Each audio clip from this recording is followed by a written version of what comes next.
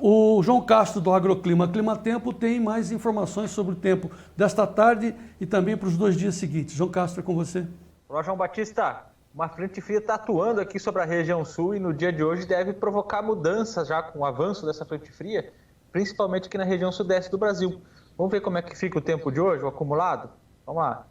Então aqui, segunda-feira, o que a gente pode observar? Ó, o avanço dessa frente fria vai causar muita chuva forte aqui no interior de São Paulo, no norte do Paraná, nessa divisa aqui, né, com o estado de São Paulo, e também aqui nessa parte mais da metade norte do estado do Mato Grosso do Sul. O avanço dessa frente fria, então, muda o tempo, dá o contraste com a temperatura mais quente lá da região central do Brasil e causa muitos temporais justamente nessa região aqui, né, com o avanço dessa frente.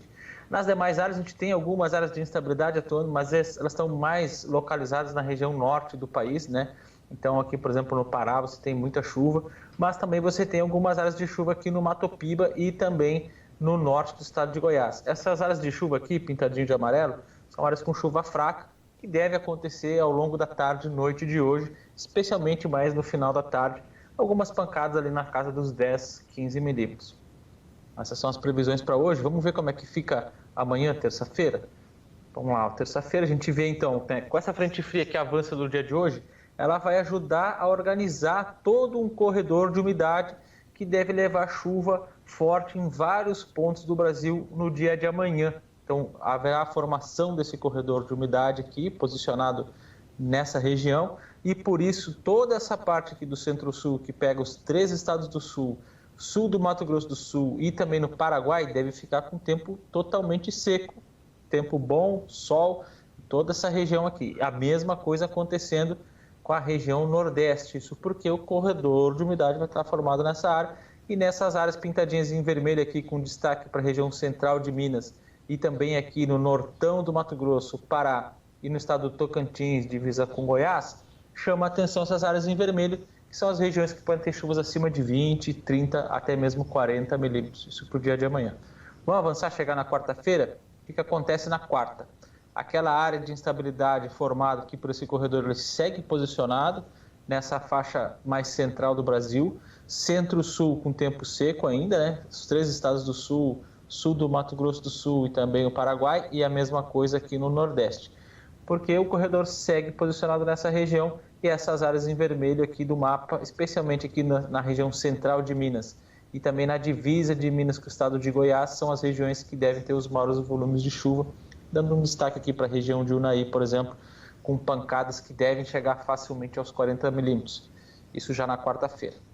Agora o João Castro tem a informação estendida do tempo, né, de previsão de 6 meses, prognóstico de tempo para 6 meses para o oeste de Mato Grosso. Nós estamos falando que está precisando de chuva, vai chover. Como é que fica ao longo de 6 meses para Sapezal? É com você, João Castro.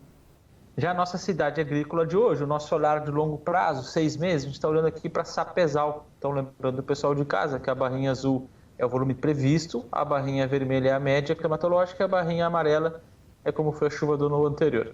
Então, a gente consegue observar aqui pela figura que as barrinhas em vermelho vão indicando aqui, por exemplo, no mês de dezembro, no mês de janeiro, a gente pode ter bons volumes de chuva sendo observados na região de Sapezal. Né? Então, por exemplo, dando destaque aqui para dezembro, que é previsto 305 milímetros de precipitação, volume superior à média. Em janeiro, dá uma diminuída na chuva, são volumes inferiores à média, 247 milímetros previsto, mas mesmo assim é um volume interessante de chuva.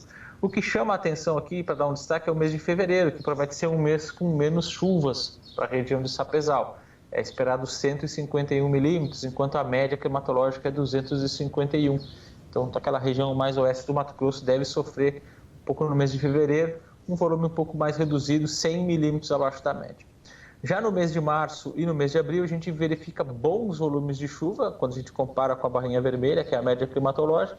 Em março, um pouco menos que a média, mas mesmo assim, 186 milímetros previstos é um bom volume, deve ajudar nas lavouras da região do Mato Grosso, lá de região de Sapezal, oeste do Mato Grosso.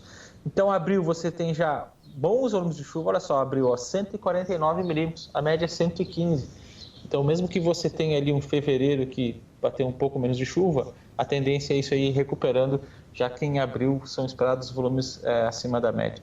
E já no mês de março você tem aqui o esperado 56 milímetros, enquanto a média é 50, já dentro da média e também dentro daquele padrão de diminuindo as chuvas. Essas são as previsões, as notícias para hoje, João. Amanhã a gente retorna com mais informações.